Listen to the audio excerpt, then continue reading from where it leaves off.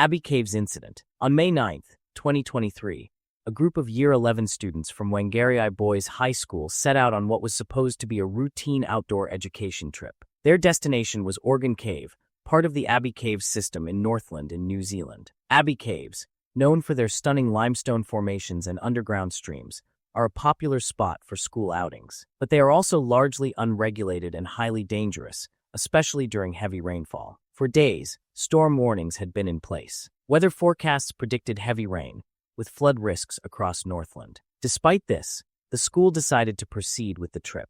The night before, some parents expressed concern. Some emailed the school, asking if the trip was still happening. At 9:58 p.m., the school responded, "Yes, the trip is still on. The heavy rain will arrive in the afternoon. The students will be out of the caves by 1:30 p.m. The next morning, the school checked the weather again. The radar showed a storm moving over Kaipara, but no new warnings were reviewed for Wangari. 17 students, a teacher, and a responsible adult arrived at Abbey Caves. Above ground, rain was falling hard, faster than expected. Inside the cave, the students had no idea the exit would disappear. Water trickled along the rocky floor, a shallow stream barely reaching their ankles. The students moved forward, stepping carefully over stones. But then something changed. The slow-moving trickle of water beneath them was no longer a trickle. The sound had shifted. It was louder, faster, rushing. Then they rushed toward the main tunnel, but the water was rising quickly. Then they linked arms, trying to resist the relentless current. Students lost their footing. Their gumboots dragged them down, making it hard to stay afloat. At the center of the cave, the rushing water had carved a deep hole in the rock. On normal days, it was harmless, just a depression in the cave floor. But now, with the floodwaters surging through, it had become a powerful whirlpool, a trap that would pull anything into its depths. Karen was right in its path. The current yanked his legs out from under him. He struggled, trying to find his footing, but the water was too strong. His classmates saw him slipping away. One of them lunged forward, grabbing his arm. Another student rushed in, gripping his other arm with everything they had. But the water wasn't just pulling him down. It was twisting him sideways, forcing his body deeper into the crevice between two massive boulders. The students pulling him were losing their grip. His friend's grip slipped. The last thing they saw, his wide, panicked eyes, his mouth open in a silent scream. Then he was gone. At 10:35 a.m., a frantic emergency call was made. Rescue teams rushed to Abbey Caves by 7 p.m. The floodwaters finally began to recede. The search began. Karen's body was pinned against a rock formation, his leg caught between boulders, trapped exactly where the water had funneled him. Shaft Sinkhole Tragedy. It was May 28, 1973, when a group of 9 diving experts planned a dive at Mount Gambier's shaft sinkhole. This sinkhole had a unique feature, a tiny opening leading to a dark cave, where a crystal-clear lake waited 20 feet below. A single beam of light streamed down from the entrance,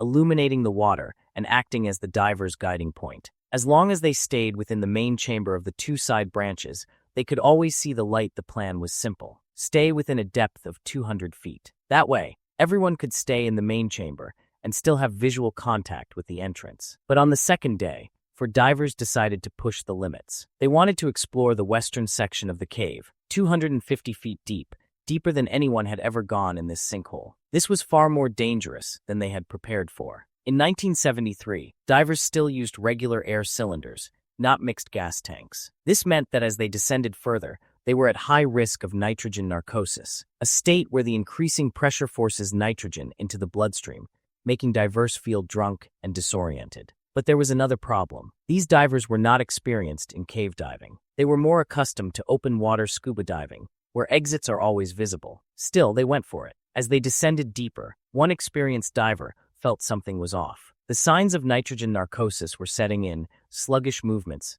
mental fog, slow reaction time. Realizing the danger, he turned back immediately. Several others followed him, but the 4 divers who wanted to set the record kept going. A few minutes passed. The group at the surface started getting anxious. Then, the worst-case scenario unfolded. A few divers went back down to check on the 4 who hadn't resurfaced. What they found was terrifying: a flashlight and a camera lying at the bottom of the cave, but no sign of the divers. As the 4 divers ventured deeper, their movements kicked up the silt, creating a thick, blinding cloud of sand. It completely erased their visibility. They could no longer see their guiding light, nor each other. Now, with oxygen running low and nitrogen narcosis impairing their judgment, they had no way to navigate back. One by one, they drowned. Gollum's cave. August 18th, 2005. A group of 5 friends decided to explore Gollum's cave. It was 3 a.m. when they reached the entrance. One of them hesitated. Something about the cave seemed too dangerous, so he stayed outside waiting. The remaining 4 went in. The first challenge came almost immediately. To even enter the cave,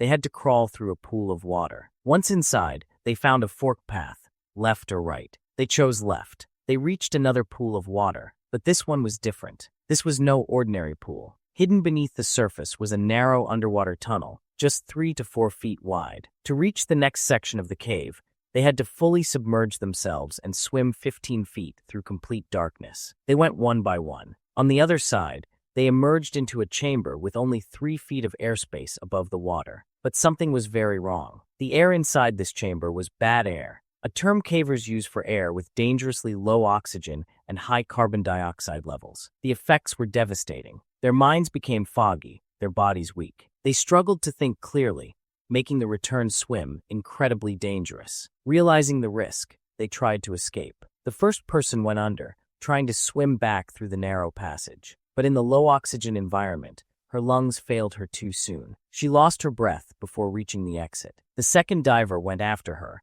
but when he reached the tunnel, he found her body blocking the way. Now he was trapped. Then came the third and fourth diver. One by one, they all got stuck inside the underwater tunnel. Outside the cave, their friend, who had been waiting, noticed something was wrong. There were no sounds, no light, no movement from inside. After several minutes of silence, he panicked. He called the police. By the time rescue teams arrived, it was too late. All 4 friends had drowned in the tunnel. Today, the cave is permanently sealed with cement. Jiudan Cave, a descent into darkness. In China, April 18th, 2014, 2 highly experienced divers, Wang Yuan and Wang Tao, planned to dive Judon Cave, one of the deepest underwater caves in China. Their goal was to extend the guideline from 525 feet to 558 feet. They had done 15 dives before in cave's northern entrance, so they were confident. But this time, something went wrong. The recent rains had drastically reduced visibility. Normally, divers could see 50 feet ahead, but on this day, only 6.5 feet. Despite this, they descended anyway. At 538 feet, Yuan felt something terrifying. He was losing consciousness. His body was failing him. Realizing the danger, they turned back immediately. Then disaster struck. The guideline was gone. In near-zero visibility, they were lost, floating in total darkness, unable to find their way back. They searched frantically, burning through their oxygen at an alarming rate. Minutes passed like an eternity. When they finally found the line, Yuan's oxygen was nearly depleted. Then disaster struck again. Tao collided with a rock, the impact pinning him down. Worse, his oxygen was running out. He flashed his light at Yuan, a desperate signal. "I can't breathe." Yuan reacted instantly, handing Tao his emergency regulator. Gasping for air, Tao struggled free. But now both were critically low on oxygen. Their only chance was to ascend. But just as they started to rise, Tao's body went limp. His eyes closed, his movements stopped. He was unconscious. Yuan watched in horror as his friend's body floated past him,